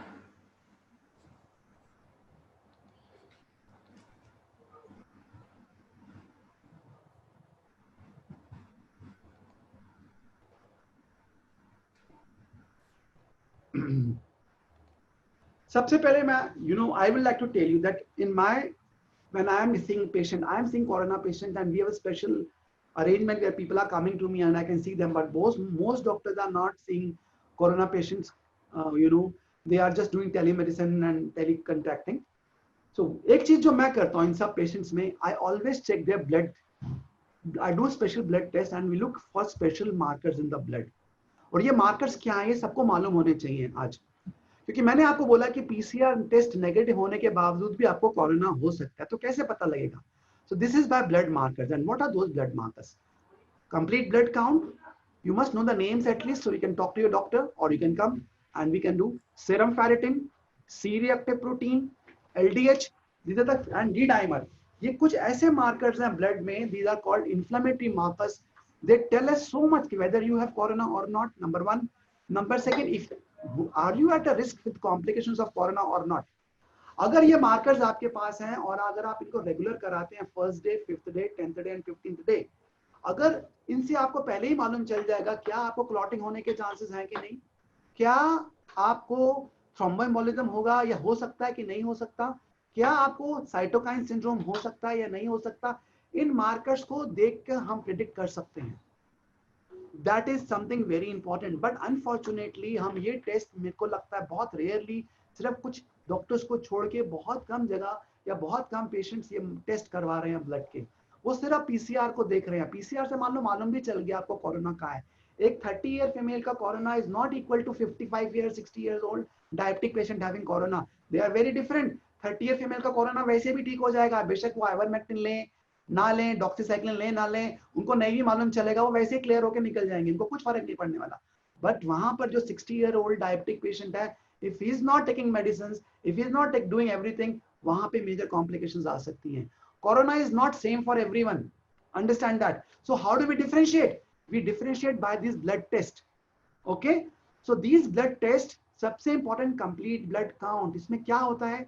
There is some cells called lymphocytes. अगर आपके lymphocytes count are low, जितना lymphocyte count low होगा, उतना severe corona होगा, उतना severe corona का infection होगा. That is the first thing I check. What is the lymphocyte count of this patient? Is it less than 10 or less than 10? If it is less than 10, safe, nothing major. If it is more than 15, nothing, mostly the patient would come out without any problem. But if the lymphocyte count is less than 10, say 5, 6, 7%, it can be dangerous. That is one thing. Secondly, I look into C-reactive protein. These are all blood tests. C-reactive protein एक marker of inflammation होता है. तो ये सब आप अच्छे से समझ लें. C-reactive protein. अगर C-reactive protein 10 से कम है आपका, 5, 6, 7 है, normally ये 0 होता है या 1 होता है या 5 से कम होता है. And if it is 10, up to 10, we say it's a mild infection. C-reactive protein, if it is between 10 to 50, it is a moderate infection. And if it is above 50, going up to 100, it can be severe infection. It can have very, very fatal infection. तो ये C-reactive protein और complete blood count दो करने से आपको चीजें पता लग जाएंगी. Third test, serum ferritin. Ferritin का मतलब आयरन का लेवल. तो serum ferritin अगर हम चेक करते हैं ब्लड में, if it is high more than 350, something like 500, 600, इसका मतलब inflammation बॉडी में बहुत ज्यादा है. And if it is very high, it can mean आपको जो complication है cytokine syndrome के chances बहुत ज्यादा हैं. तो serum ferritin, that's in the third test. D-dimer, very important test. D-dimer का level normally 500 से कम होता है. If it is above 500, it means the clotting chances are increasing. If your D-dimer is going more than 1000, it is going 1500, 2000, there are big chance that clotting can happen. And what can you do? You can do a lot. अगर आपका D-dimer बढ़ रहा है, so there are medicines called low molecular weight heparin, which I give to all my patients who are at high risk. Unfortunately, still most patients are not being given that medicine because अगर वो हम low molecular weight heparin injection के insulin के जैसे injection होते हैं, वैसे ही उसके injections होते हैं. So if we give low molecular weight heparin to people who are at high risk, जिनका D-dimer ज़्यादा है, we can prevent thromboembolic phenomena. You getting this point? जो complication होती है, उनको हम रोक सकते हैं. That is very important. So D-dimer is a very important test. You must look into it. And these tests, जो मैंने आपको बोले हैं, blood tests, they have to be done on the day of diagnosis, on 5th day, on 10th day, and 15th day. Why? Because first day normal हो सकते हैं, 5th day पे बढ़ सकते हैं, या फिर 8th day पे बढ़ सकते हैं. So that is very important. I don't suggest कि सब लोग ये टेस्ट कराएं, लेकिन जो लोग high risk हैं, जिनको complications होने के chances ज़्यादा हैं, वो ये टेस्ट जरूर करवाएं. Is it right? Those who are coming to me, I am very, very adamant कि ये टेस्ट हम जरूर करते हैं लोगों के. अगर आपका PCR टेस्ट नेगेटिव है, आपको कोरोना के सिम्टम्स हो रहे हैं और आपके ये टेस्ट शो करते हैं कि आपका C-reactive प्रोटीन बढ़ा हुआ है, फेरेटिन बढ़ा हुआ है, D-dimer बढ़ा हुआ है, lymphocytes काउंट कम है, then it is a corona fever, whether your PCR is positive or negative. आपको मालूम है अभी एक बहुत recent केस हुआ, मौलाना आजाद का एक स्टूडेंट जो MDS कर रहा था डेंटल डिपार्टमेंट के अंदर, उनको कोरोना के सिम्टम्स आए, उनका PCR किया गया, that was negative, and nobody checked these markers जो मैं बोल रहा हूँ आपको. उसको सिम्टम्स बढ़ते गए, ब्रेथलेसनेस के, फीवर के, he said कि I am having corona. उसको 3-4 दिन बाद फिर से PCR टेस्ट किया, वो again it was negative. Then everybody said that you know you have a normal fever, you have a normal viral, don't bother about it. ये test किए नहीं गए, CT स्कैन नहीं किया गया. So after on 10th or 12th day, the doctor died with a sudden cardiac arrest. It came in a big newspaper. I think many of you would have read it. अगर आपका PCR test negative है तो ये corona को rule out नहीं करता, ये बात समझ लें आप अच्छे से. उसके लिए सबसे पहले आपको ये ब्लड टेस्ट जो मैंने बोले हैं ये होना जरूरी है. इसके बावजूद भी अगर मान लो टेस्ट नॉर्मल आते हैं, आपके सिम्टम्स बढ़ रहे हैं या समझ में नहीं आ रहा, then last thing is we resort to CT scan of the chest. So CT scan of the chest is the most sensitive, जो बताता है कि आपको कोरोना है कि नहीं है. और वो सबके लिए नहीं हम रिकमेंड कर सकते और सबको कराने का भी जरूरत नहीं है, लेकिन ये blood test is something very important. अगर आपको कोरोना जैसे सिम्टम्स हो रहे हैं, PCR आपका नेगेटिव है, तो आप भी तब भी आप ये ब्लड टेस्ट जरूर कराएं. I don't know many doctors are using it, how many people are doing it, but limited लोग इसको इस्तेमाल कर रहे हैं, स्पेशली जो हाई एंड डॉक्टर्स हैं उनको सबको मालूम है, बट ये जनरल पॉपुलेशन में अवेयरनेस नहीं है अभी भी इन टेस्ट की. तो मैं आपको जस्ट एक ये दे रहा हूँ एग्जाम्पल. कब हम माइल्ड डिजीज बोलेंगे, तो हम डे 1 पे, डे 2 पे ये टेस्ट देख के बोल सकते हैं. तो यंग पेशेंट, नो कोमॉर्बिडिटीज, मतलब डायबिटीज नहीं, no hypertension, Pre-menopausal females are very safe. They do not get major complications. Lymphocyte count is high between 15 and 20, as I said. C-reactive protein is less than 10. D dimer less than 500. These are people who respond very well. You just give them ivermectin, doxycycline. They don't need anything else. They are the happy-go-lucky. These people would usually come out very nicely without major complications. Is it right? Lena, is it clear? Lena? Yes, Sandeep, it's clear. Okay. Moderate disease, that is the patient who is a higher risk than these males. Any male person, even 30, 40. Most deaths are happening in males, you know that. Females are not having that much. Who has hypertension and diabetes. Now, one more thing I will add here, moderate and high risk. Doctors especially who are working with corona patients are at a much higher risk. You know, I was today discussing the mortality rate in doctors is 10% if they get corona. In general population, it is 3% or 2.7%. Why? Because the viral load is very high in them. Are you getting my point? This is something very important. This is a new category that is coming up who are at a very high risk. The health professionals, I would not say doctors, I would say nurses, paramedicals, doctors who are directly exposed to the corona patient. They are the one who I recommend, unko MMR vaccine zarur lagna chahiye. They must protect themselves. Okay. So lymphocyte count is less than 15. It is between 10 and 15 moderate disease. C-reactive protein between 10 and 30. D-dimer between 500 to 1000. आप देख रहे हैं यहाँ पे D-dimer का level 500 से ज़्यादा है. So they have a higher D-dimer. इन लोगों में हमको ज़्यादा चीजें करनी पड़ सकती हैं. Like we give them other medicines like HCQ, nitrazone oxanide, low molecular weight heparin जरूर देना चाहिए इनको. Anticoagulant. Okay, that you must take under your doctor's supervision, not yourself. Severe disease. Severe disease again, males are again at a severe disease, and health professionals I would put here again. Comorbidities, diabetes, hypertension, all those things. Lymphocyte count less than 10, especially less than 7, very dangerous. C-reactive protein above 50 up to 100, more mortality, more complications. D-dimer more than 1000. Be careful. Start with low molecular weight heparin. अगर एक चीज हम देख लें, अगर हमें समझ में आ जाए कि इन लोगों में क्लॉटिंग के चांसेस हैं, अगर वो low molecular weight heparin time से शुरू कर देते हैं, तो आधे से ज्यादा कॉम्प्लिकेशंस जो आज हो रही हैं या होती हैं, वो सारी की सारी रोकी जा सकती हैं. Is it clear, Lina? Is this message clear to people or not? I haven't received anything. Let them write and I will let. I want to give one message. जो लोग, मैंने आपको बोला कोरोना की जो मोर्टेलिटीज एंड डेथ्स हैं उसमें दो मेजर कॉजेज हैं. One of them is coagulation in the blood. Is this point clear to everyone?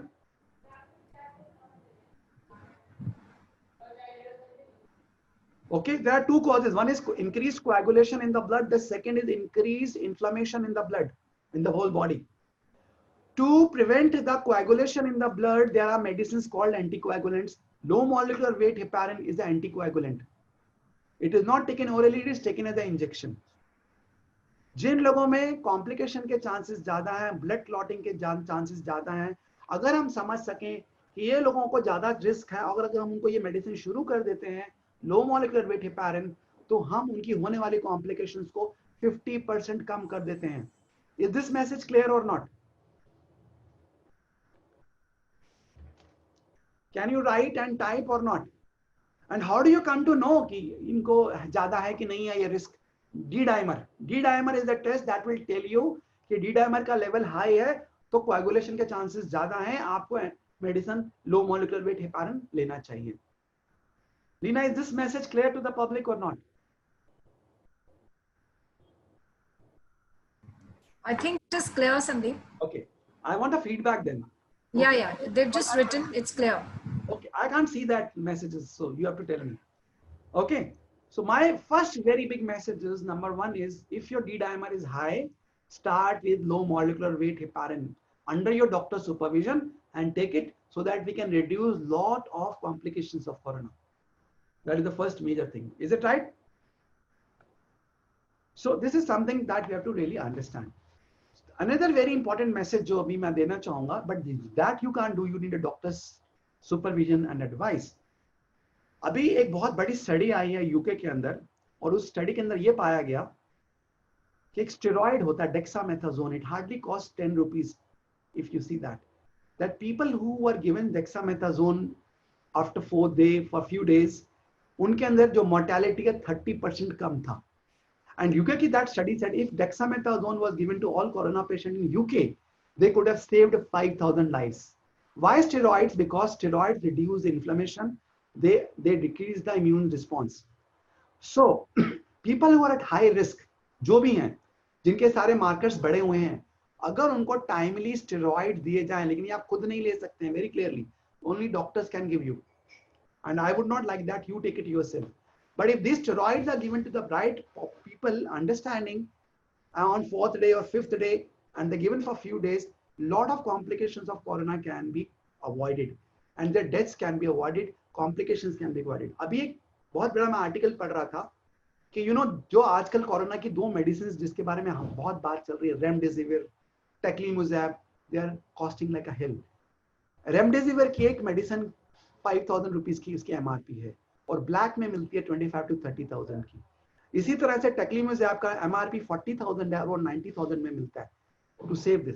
लेकिन अगर हम स्टेरॉइड्स लोगों को राइट टाइम पे शुरू करते हैं, लो मॉलिक्यूलर वेट करते हैं, आइवरमेक्टिन, डॉक्सीसाइक्लिन देते हैं, जल नेति करते हैं, ये सारी चीजें करते हैं, द स्टडी इज टेलिंग कि ये सारी मेडिसिन रेमडेसिविर और टेक्लीमुजैब लाइफ नहीं बचा पाएंगी. लेकिन अगर हमने लो मॉलिक्यूलर वेट हेपारिन दिया लोगों को, स्टेरॉइड दिया लोगों को टाइम पे, जिनको जरूरत है, सबको नहीं, जिनको जरूरत है, तो हम इतनी लाइफ सेव कर सकते हैं in a very low cost, because everybody can not afford that huge amount of money. Are you getting the point? So my second important thing is inflammation को कम किया जाए, उसके लिए मेडिसिन अवेलेबल हैं, not necessarily very expensive medicine. Steroids अगर right time पे दे दी जाती है under doctor supervision, the mortalities can be brought down to a great extent. Is it right? So those who are coming to me, we are taking care of all that. We are taking care कि इनको हम क्या दें, कैसे दें, so that these things we care. But if you are in supervision of a doctor, they should do all that. So how can we come to know the risk of complications of corona? इस blood test के through हमें मालूम चलता है. जो मैंने आपको बताया, अगर lymphocyte count कम है, आपका 10% से कम है, that means some complication, then is a high risk thing. अगर आपका LDH बढ़ा हुआ है, सी रिएक्टिव प्रोटीन बढ़ा हुआ है, डी डायमर बढ़ा हुआ है, then it's a high risk. अगर डी डायमर बढ़ा है तो लो मॉलिक्यूलर वेट हेपारिन आप जरूर शुरू करें. Now one thing more I talk in the same context. Now मैंने आपको बोला था कि day 4 and day 5 is a very crucial day in the corona infection. Is it right? क्योंकि जो ऑक्सीजन लेवल ड्रॉप होता है, जिसको हम हाइपोक्सिया बोलते हैं, द हाइपोक्सिया व्हाट वी से, it happens on day 4, day 5 और day 6. So what is very important, you must have a pulse oximeter with you if possible, and one oxygen cylinder if you can arrange, especially people who are at high risk, they must have it. So pulse oximeter से अगर आप दिन में 3 बार अपना oxygen saturation major करते हैं और day 5 day 6 पे अगर आपका सैचुरेशन लेवल 93 या उससे कम आने लगता है, इसको हम बोलते हैं silent hypoxia. We must catch early silent hypoxias more and more. जितने लोग ये साइलेंट हाइपोक्सिया को जल्दी कैच करेंगे, उतनी कॉम्प्लिकेशंस को रोका जा सकता है. Because at the stage of silent hypoxia lot of complications can be avoided. तो सबसे इंपॉर्टेंट चीज क्या करना चाहिए सबको, अगर आपको मालूम है कि कोरोना हुआ है आपको या किसी को, तो दिन में 3 बार उनका पल्स ऑक्सीमीटर चेक करें. और सैचुरेशन कब फॉल होता है? 4th डे, 5th डे और 6th डे. ये 3 दिन बहुत क्रूशियल होते हैं. कब हम मानते हैं सिग्निफिकेंट फॉल? अगर ये 93 आ रहा है या 93 से कम आ रहा है ऑन रेस्टिंग, नंबर 1. नंबर 2, मान लो आपका सैचुरेशन है 97, आपने वॉक किया 6 मिनट, 6 मिनट के बाद आपका सैचुरेशन पहुंच गया 90, तो that is called a hypoxia. Why? Because it is more than 3 point fall from the saturation that you are having. So ये बहुत इंपॉर्टेंट है कि आप SpO2 मॉनिटरिंग करें. डे 4, डे 5, डे 6 अगर आपका SpO2 93 या उससे कम आ रहा है बैठे बैठे, या चलने के बाद 6 मिनट चलने के बाद 3 पॉइंट कम हो जाता है, तो आप समझ लें कि there is a risk. Then take medical advice immediately, don't ignore that. That is very important. और इसमें 2 चीजें बहुत इंपॉर्टेंट, अगर आपका सैचुरेशन फॉल हो रहा है तो पहली बात लो मॉलिक्यूलर वेट हेपारिन, इसमें बहुत इंपॉर्टेंट हो जाता है. ये केसेस को तो लेना ही चाहिए इमीडिएटली. Second, oxygen inhalation. देखिए इटली में जो डेथ्स हुई थी इतनी सारी, उसका रीजन मालूम है? जिन लोगों को भी कोरोना हो रहा था उन सबको वेंटिलेटर पे डाल रहे थे. जिनका सैचुरेशन ड्रॉप किया, दे वर पुटिंग ऑन वेंटिलेटर, और जो वेंटिलेटर पे गया hardly they would come back because mortality was 85-90%. The mistake that they realize कि corona patient do not require ventilator, they just require oxygen. Give them oxygen early, just inhale in oxygen, give on that is enough to heal them. And if they're given oxygen in the right time, then 70% or 80% of them would come back. Are we getting it? So very important, giving oxygen is much more effective than putting patient on ventilators. Not only it prevents you from complications, it also prevents the death rate that is very high. So अभी सब जगह ये बोल दिया है कि don't put people on ventilator. Just ask them to breathe, inhale oxygen, just with the mask or something, just inhale oxygen. Okay, so that is very important thing we have to understand. Third very important thing, जब आपको corona है, आपको fever हो रहा है, चीजें हो रही हैं, सब चीजें हो रही हैं, डू नॉट लाई सुपाइन. आप सीधा मत लेटें, आप उल्टा लेटें, पेट के बल लेटें या साइड से लेटें अपने. This is called proning. Proning is very important to prevent the hypoxia and to clear off your lungs. उल्टा लेटें, पेट के बल लेटें, सीधा ना लेटें. ये छोटी सी चीज आपकी जिंदगी बचा सकती है, सैचुरेशन को ड्रॉप होने से बचा सकती है और बहुत सारी कॉम्प्लिकेशंस बचा सकती है. मेरा अपना मानना है कि जो मैंने आपको अभी चीजें बोली हैं, मेडिसिन के बारे में थोड़ा सा बताया आपको, आइवरमेक्टिन, डॉक्सीसाइक्लिन, जल नेति, गार्गलिंग, ये सब अगर हम अर्ली शुरू कर देते हैं, यू नो, स्टीम लेते हैं, मल्टीविटामिन जो मैंने आपको बताया उनको इस्तेमाल करते हैं, और अगर हम लोगों को राइट टाइम पे स्टेरॉइड देते हैं और राइट लोगों को लो मॉलिक्यूलर वेट हिपैरिन शुरू कर देते हैं, हमारा जो मॉर्टेलिटी रेट है जो अभी 3% पे या 2.7% पे है, अगर ये सबके साथ कर पाते हैं तो ये हमारा मॉर्टेलिटी रेट लेस देन 1% पे आ जाएगा, ये 0.7 0.8% पे आ जाएगा. और अगर हम ये ब्लड मॉनिटरिंग भी करते हैं, जैसे हमने बोला पहले दिन, 5वें दिन, 10वें दिन और 15वें दिन, और हम हाई रिस्क पेशेंट को आइसोलेट कर सकते हैं, तो हम अपने मॉर्टेलिटी रेट को 0.5% से नीचे ला सकते हैं. This is my thing.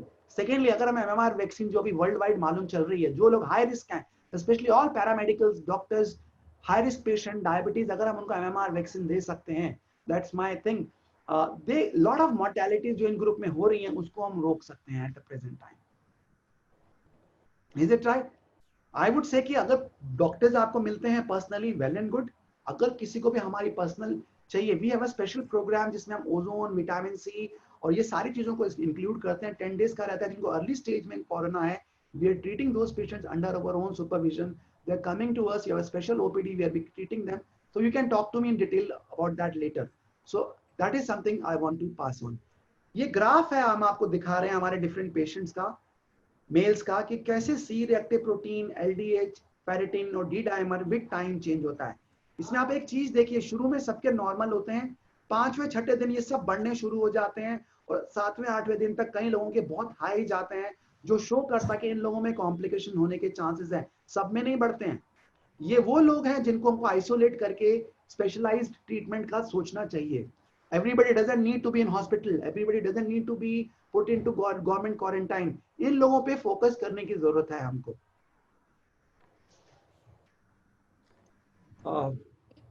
We are already 16 minutes ahead of 6 o'clock now, and there are few people who had to leave, so they've already left.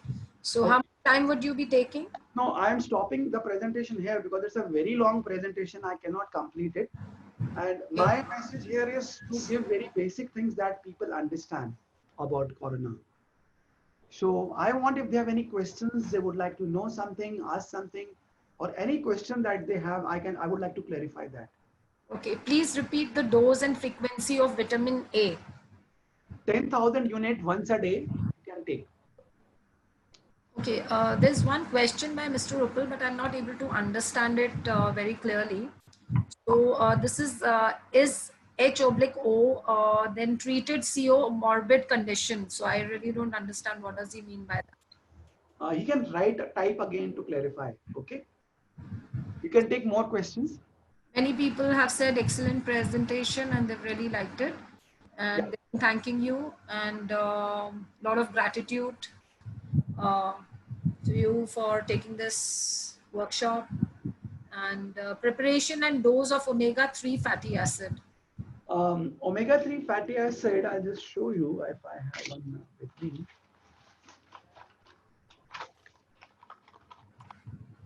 Coming with the name, बहुत सारी companies की है, but ये commonly available है. Omega 5 एलर्गेन company है, omega 500. Okay, Allergan company, you can use it, it's pretty good. Any other question? Yeah, so just 1 minute, Sandeep. Okay, role of hypermectin in temperature control. Pardon? It must be ivermectin. Ivermectin doesn't control your temperature. Fever अगर आपको हो रहा है तो होगा. Ivermectin viral load को कम करता है. And there are a few people who've asked what is the precaution that they should take after corona and after hospitalization. Okay, this is a good question, and what I can say is अगर आप hospitalized हैं, okay, corona खत्म होने के बाद 10 दिन में मैंने आपको बोला आपका इन्फेक्टिव पीरियड खत्म हो जाता है. अगर आपको सीरियस कुछ प्रॉब्लम नहीं हुई तो 10 दिन में अक्सर आप जो सबसे क्रूशियल पीरियड है कोरोना का उससे बाहर निकल आते हैं. कोरोना के बाद मैं जो चीज देख रहा हूँ, after the corona there is something called post viral syndrome. कई हफ्तों तक, 6 हफ्ते तक, 8 हफ्ते तक, 10 हफ्तों तक लोग बहुत टायर्ड फील कर सकते हैं. आपको स्किन रैशेज आ सकते हैं, आपको हेडेक रह सकता है, डिजीनेस रह सकती है, आप अपना मेंटल बैलेंस लूज कर सकते हैं, डिप्रेशन या एंजाइटी आपकी बढ़ सकती है. ये सारे फीचर्स जो हैं अभी हम रिकॉग्नाइज कर रहे हैं, पोस्ट वायरल सिंड्रोम के नाम से बोले जाते हैं. और बहुत बार लोग समझ ही नहीं पाते हैं कि मेरा कोरोना ठीक हो गया, बट ये मेरी कॉन्स्टेंटली बॉडी में टायर्डनेस रह रही है, पेन्स रह रही हैं, हेडेक रह रहे हैं, स्किन पे रैशेज आ रहे हैं रात को अचानक. ये सारे फीचर्स हो रहे हैं, तो इनको आप इग्नोर ना करें. ये features are part of post viral syndrome. और मैं जानता हूं कि बहुत कम डॉक्टर्स अभी इस पे फोकस कर रहे हैं, क्योंकि सबका फोकस अभी है कि हम कोरोना की मोर्टेलिटी को कैसे कम करें, डेथ्स को कैसे कम करें. मेरी अपनी स्टडी ये शो कर रही है कि इस वायरस के बाद क्रॉनिक फैटिक सिंड्रोम जैसी कंडीशंस के बढ़ने के चांसेस हैं, जो बढ़ सकते हैं. तो डॉक्टर्स को इसके बारे में अंडरस्टैंडिंग लाना जरूरी है. In my finding, what I found, there is one medicine called pentoxifylline, जो I found very useful to reduce this post-viral fatigue syndrome and other things. That I found very effective. And वो एक immunomodulator भी है, उसके कोई major side effects भी नहीं है. तो pentoxifylline is a very good drug to be taken twice or thrice 400 milligram की आती है, and it's a very cheap drug, very easily available. उसका ट्रेड नेम है ट्रेंटॉल. तो उसको एक चीज. दूसरी बात, अगर आप हाई रिस्क पेशेंट हैं जिनको क्लॉटिंग का चांस ज्यादा है, जिनका डी डाइमर ज्यादा है, तो ये आप समझ लें कि क्लॉटिंग जरूरी 10 दिन में नहीं है कि आपको ज्यादा होगी. कोरोना खत्म होने के बाद 4 हफ्ते 5 हफ्ते के बाद भी क्लॉटिंग फिनोमिना हो सकते हैं. इसका क्या मतलब? इसका मतलब अगर आप हाई रिस्क हैं, आपका डी डाइमर हाई था, तो हो सकता है आपको लो मॉलिक्यूलर वेट 4 हफ्ते या 6 हफ्ते तक लेनी पड़े, एस्पिरिन का इस्तेमाल 4 या 6 हफ्ते तक करना पड़े. तो ये अंडर सुपरविजन रहने की जरूरत है, बिकॉज वी हैव सीन कि कोरोना हुआ, ठीक ठाक निकल गया, 3 हफ्ते बाद अचानक स्ट्रोक हुआ, एमआई हुआ, जिसके साथ कोई लोग उसको लिंक नहीं कर पा रहे हैं. अनदर थिंग, अगर आप हॉस्पिटलाइज हुए हैं तो आपको लो मॉलिक्यूलर वेट हेपारिन या एंटीकोएगुलेंट्स लंबे टाइम तक लेने चाहिए, स्पेशली अगर आपको सीरियस कॉम्प्लिकेशन हुई है. सेकेंड एंड इंपॉर्टेंट थिंग, अगर आपको सीरियस कोरोना का इन्फेक्शन हुआ है, you come out of it 2 हफ्ते या 3 हफ्ते के बाद आपको हार्ट का इकोकार्डियोग्राम करवाना चाहिए, क्योंकि मायोकार्डाइटिस इज वन थिंग जो कोरोना में बहुत कम लोग जानते हैं, बहुत कम लोग उसकी बात करते हैं. बट आइडियली जो वर्ल्ड वाइड रिकमेंडेशंस हैं कि आफ्टर 2 और 3 वीक्स इफ हर एक को कराने की जरूरत नहीं है. You had a very mild infection, आप निकल आए, कोई मेजर इश्यूज नहीं हुए, तो कोई जरूरत नहीं कराने का. But the people who had a very severe infection, इसीलिए हम जो कॉल्चिसिन मेडिसिन जो मैं आपको शुरू में बोल रहा था, उसके बहुत सारे बेनिफिट्स देखे गए. उन्होंने ये देखा गया है जिन्होंने कॉल्चिसिन मेडिसिन ली, इनको ये लेट कॉम्प्लिकेशंस नहीं होती है, मायोकार्डाइटिस वगैरह, इसकी जो कॉम्प्लिकेशंस है ये कम हो जाती है. Okay, so there are few things that we must understand. Corona doesn't end in 10 days. I saw one question from Naman that remdesivir has many complications and still, people are using it. So Naman, हम आज morning में भी मैं एक बहुत senior doctor से बात कर रहा था, and we were saying ivermectin ने सच में मोर्टेलिटी को 50% कम किया है. रेमडेसिविर की अभी तक मोर्टेलिटी कितनी कम होती है, अभी तक उसके ऊपर कोई डाटा नहीं आया है. लेकिन कोई भी बड़ी एजेंसी WHO आइवरमेक्टिन के बारे में बात नहीं कर रही है आज. They are only talking about remdesivir, and the reasons are obvious. I don't have to go into it. Similarly, there are many things. Teclistamab is a very expensive drug जिसको प्रमोट किया जा रहा है. ऐसी कई मेडिसिन हैं जो India में अवेलेबल है. And I was talking that one of the medicine is sirolimus, जो हार्डली 300 रुपए की आती है. अगर हम स्टेरॉइड के साथ सिरोलिमस को कंबाइन करते हैं तो इट इज क्वाइट पॉसिबल कि हमें टेक्लिमोजैब तक ना जाना पड़े. But I am telling you कि बहुत सारा the whole game is not only about medicine, it's a lot much more beyond that. So I won't go into that. But one thing is very sure कि remdesivir के ऊपर अभी तक बहुत clarity नहीं है कि क्या ये मोर्टेलिटी कम करती है या नहीं करती है. बट आइवरमेक्टिन पे बहुत सारे पेपर्स, फ्लोरिडा में पेपर पब्लिश हुआ, 50% मोर्टेलिटी को कम करती है अगर आप अर्ली आइवरमेक्टिन शुरू कर देते हैं. Is it right? Can COVID reoccur? There's one question. Till now, the reinfections with COVID are not known, but the COVID infection की जो complications है वो linger on कर सकती हैं. जिसको मैंने बोला post viral fatigue syndrome, that can happen. So आपको लग सकता है कि you know the virus, new virus has come, but that's not a new virus. वो पुराना infection चल रहा है अभी तक. So Mr. Upal has asked history of tuberculosis treated morbid condition. देखिए अभी मेरी टीबी के जो comorbid, is it a comorbid? मेरी जो टीबी के स्पेशलिस्ट एक डॉक्टर आनंद है, उनसे काफी देर बात हुई थी. And what he told me surprisingly, जो टीबी के पेशेंट है, खास करके एक्टिव टीबी के पेशेंट, उन लोगों में कोरोना बहुत कम हो रहा है. Why we don't know, but one reason is BCG, one reason is I don't know whatever immune system और रिस्पांस दैट इज हैपनिंग. और एक चीज है कि जो टीबी के पेशेंट होते हैं उनका इम्यून रिस्पांस वैसे ही कमजोर होता है. और कोरोना में जो डैमेज होता है बॉडी को, that is because of hyper immune response. उनका इम्यून रिस्पांस बॉडी का ओवर एक्टिव होता है, उसमें ज्यादा डैमेज होता है. तो जिन लोगों का इम्यून रिस्पांस वीक होता है, आप देखें अगर आई सीन कि जो लोग पोस्ट ट्रांसप्लांट हैं, हमें लगा कि उनको कोरोना बहुत डेंजरस होगा, but I seen post transplant जो ऑलरेडी इम्यूनोसप्रेसेंट्स पे थे, जब उनको कोरोना हुआ तो उनकी डिजीज बहुत ही माइल्ड थी, माइल्ड होकर निकल गई. ऐसे I seen people with myasthenia gravis जो इम्यूनोसप्रेसेंट्स पे थे, उनको कोरोना हुआ and they came out very comfortably without any complication. Why? क्योंकि इन लोगों की इम्यून रिस्पांस ऑलरेडी बहुत लो थे. तो जब कोरोना हुआ, the virus is not killing you, it is the immune response that is killing you. तो इनका immune response was already on the lower and, so it could not kill, it could not cause any damage to these people. I've seen these people recovering very fast, very quickly. But at the same time, I'll say, अगर आपको tuberculosis है या आपको immunocompromised है, please consult your doctor. Do not become, placid listening to that. I'm just sharing my observations. If we have sore throat for past 4 to 5 days, can we start with doxycycline on our own, as it is difficult for a corona test? देखिए मैं ये आपको advice नहीं कर सकता कि आप self medkit करें. डॉक्सीसाइक्लिन से बहुत कॉमनली स्टमक अपसेट होता है, लूज मोशंस होते हैं, एसिडिटी होती है, एंड इट्स बेटर अगर आप एक डॉक्टर की सुपरविजन में हो. My whole idea was to make you aware what is really working in corona, what is really effective in corona, what can be done. But it is always good to be with your doctor. Don't do things of your own, because एक doctor रहेगा तो वो समझ सकता है चीजों को. I would suggest that. Self medication हम एडवाइस नहीं कर सकते. Is yoga helpful in corona? Very effective. आपको मालूम है जो कोरोना में, इसको मैंने जो नाम दिया ना, द वायरस ऑफ फियर, जितनी प्रॉब्लम्स इस कोरोना से खुद नहीं हुई, उससे ज्यादा इसके फियर से हुई हैं. And the fear is so strong. I see it's not only that I am not immune from that fear. Even I feel it in myself. But I am facing it. I am going through it. I see a lot of people, so much of fear, so much of panic. Yoga, meditation is must. I must say it's a must thing. And 90% people will have no complication. Understand that. 90-95% लोग वैसे ही निकल आएंगे बिना किसी चीज के, flu की तरह निकल आएंगे. इसमें उनको कुछ नहीं होने वाला है. लेकिन फियर इतना ज्यादा है कि उस फियर से बहुत कुछ उनको प्रॉब्लम्स हो रही है. Is it right? Yesterday I was seeing, in one place, कि एक husband को कोरोना हो गया, 25 दिन बीत गए. The wife is not ready to come close to the husband. Children are not ready to come close to their father. अभी तक उनको सेपरेट करके रखा हुआ है. वो कह रहे हैं 2 महीने के बाद उनसे बात करेंगे या मिलेंगे. So this is what is happening in the human relations and things. After 10 days you are not infective. Understand that. And most coronas heal very nicely, very clearly. कुछ ज्यादा नहीं होता है जो कुछ केसेस को छोड़ के. Okay? How will you differentiate between prophylactic sneezing and corona sneezing?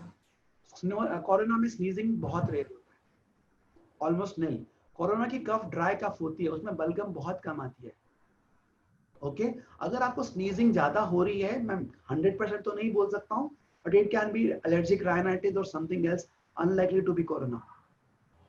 This is a question again, but you've already answered that. Can there be a reinfection with corona? No. I've been studying it in great details. Worldwide, it's come clear now that reinfections have not happened in a single case in corona till now. So be assured about that. Is urticaria also a presentation of corona? Yes, of course. We have seen urticaria, rashes, chickenpox like thing can happen. But ऐसा हो अगर आपको पहले से urticaria है और अभी भी हो रहा है तो अलग है. लेकिन आपको पहले नहीं था, अचानक suddenly develop हो रहा है, especially with fever, with body ache, with other symptoms, and it can be corona. All urticarias are not corona. What is the role of anti-allergic drug in treatment for corona? Anti-allergic medicine का कोई खास role नहीं है सिवाय एक medicine जो मॉन्टिल्यूकास्ट है. मॉन्टिल्यूकास्ट के ऊपर बहुत अच्छे पेपर्स आ रहे हैं कि मॉन्टिल्यूकास्ट लोग हम यूज करते हैं एलर्जिक राइनाइटिस वगैरह के अंदर, and it is a leukotriene inhibitor. अगर आपको लेना है एंटी एलर्जिक ड्रग तो आई वुड से टेक मॉन्टिल्यूकास्ट, जो मॉन्टेर के नाम से आता है, MONTAIR. But don't take it of your own, consult your doctor for that. One thing more, अगर आपको शुरुआत हो रही है कोरोना की तो एक I can advise bromhexine cough syrups, जो बहुत कॉमन है इंडिया में मिलते हैं, उसका इस्तेमाल कर सकते हैं. Bromhexine cough syrups are very good because bromhexine cough syrup जो है ना वो कोरोना वायरस की जो एंट्री है वो एक 2 रिसेप्टर से होता है, ACE2 एंड TMPRSS2. तो bromhexine blocks TMPRSS2 receptors. So if you take bromhexin cough syrup, जो बहुत easily available है, हर chemist shop पे मिलते हैं bromhexin cough syrup. The moment you have fever and other thing, along with ivermectin, doxycycline, I always advise people to take bromhexin cough syrups. और कई लोग उसको घर पे भी रखते हैं, normally also. So there is a good role. अगर हम bromhexin cough syrup लोगों को they want to take, it's a good thing that can reduce the viral load along with other things. Anything else? There are some question and answers also. Please have a look there also. कुछ लोग question and answers में लिख रहे हैं, chat में नहीं लिख रहे हैं. Somebody has asked, as a precaution, do we need to take multivitamins just to keep up the immunity? See, multivitamins are good for you anyhow. ये तो अभी हमको जबरदस्ती खाना पड़ रहा है इंडिया में. मैं देखता हूँ जनरल लोगों का जो माइंडसेट है that is against taking supplements. आप वेस्ट में जाके देखिए, people are very much crazy with supplements and they do take supplements. Supplements आपकी immunity को बढ़ाते हैं. आप अपना vitamin D चेक करिए, हम तो यहाँ चेक करते रहते हैं. 90% लोगों का vitamin D extremely low. So you can understand. Okay, somebody wants to know what is the potency of Montere. Her son has been taking Montere every day for allergic sneezing. Which is the Montere that you can suggest? 10 mg. milligram. 10 milligram. Okay, so any role of cough, larynges effect in sore throat? You can take it. Nothing. It won't change the disease course, but it is good for your comfort. So many people are asking doxycycline over own. I said no, please take a doctor's advice. I wouldn't ask you to say. See, my aim of giving you this talk is not that you self-medicate. I'm just giving you some facts about corona. What can be done, what should be done, what cannot be done, what are the things that should be done, because I see कि जो blood investigations हैं बहुत कम लोगों में हो रहे हैं. Low molecular weight heparin जहाँ शुरू करना चाहिए, मेरे पास कितने लोग आते हैं जिनको ये low molecular weight started ही नहीं है. Then steroids जिन लोगों को टाइम पे मिलना चाहिए उनको टाइम पे मिल ही नहीं रहा है. Unless the people land up in hospital है ना, before that these things are not being done. If these things are done at early time before they land up in big hospital, we can prevent a lot of complications, deaths, mortality, and a lot of other things. So my aim was to make you aware that if we are careful about all these things, we take all. जैसे dengue में आपको मालूम था कि platelet drop करते हैं. Everybody knew one time कि dengue means platelet dropping. Platelet dropping means we have to give platelets. सबको मालूम था. तो अगर platelets सब everybody was checking CBC. Is it right or not? अभी यहाँ पर D dimer के बारे में अभी भी उतना awareness नहीं है. अभी भी यहाँ पे सी रिएक्टिव प्रोटीन का अवेयरनेस नहीं है बहुत से डॉक्टर्स में, जनरल पब्लिक में. अभी भी यहाँ पर ये अवेयरनेस नहीं है कि हम फेरेटिन का लेवल चेक करें. अगर हम सीबीसी वहाँ चेक कर रहे थे, प्लेटलेट काउंट डेंगू में चेक कर रहे थे, वो ये सब टेस्ट अगर हम इसमें अवेयर हो जाते हैं कोरोना में, इनको यूज करते हैं, इनको अंडरस्टैंड करते हैं, तो वो कॉम्प्लिकेशंस को हम पहले समझ सकते हैं, रोक सकते हैं. Is it right? So my main was to bring you aware. There are some test, blood test, इसको मार्कर्स ऑफ इन्फ्लेमेशन बोलते हैं, उनसे आप कॉम्प्लिकेशंस को रोक सकते हैं. और जितनी कॉम्प्लिकेशंस हैं कोरोना की, आई am not saying 100%, but in 99.9% those all complications can be stopped or avoided अगर हम right treatment right time पे कर सकते हैं. And my next emphasis would be how can we reduce the high cost जो हम medicines remdesivir है, teclistamab है, instead of using those medicines, what are the things that we can do that the entire thing can be brought down on a much more economical level that people can take on a larger level, and reducing the mortality also. I- There aren't any more questions, Sandeep, and everyone has liked your presentation. yeah. And, So can we end now or anything? yeah, I think we can end the session. Okay.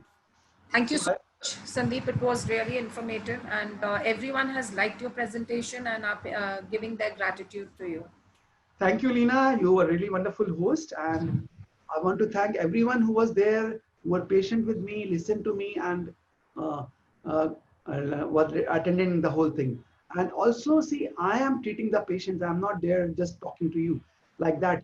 We have facilities for telemedicine also, for treating you individually also. In case you have any problem, you're not finding the right doctors, please don't hesitate to call back or to talk to me. I may not pick up the phone every time, but if you drop the message or you do something, somebody would immediately respond to you within few hours and we will get back to you. Thank you. Yeah, I've given Dr. Bhasin's number on the chat. So if anybody wants to call him, Then you can give your number also, so that many times my phone is not accessible or I'm not with my phone. So at least they can message you or tell you also. Okay. so yeah. Thank you. Thank you.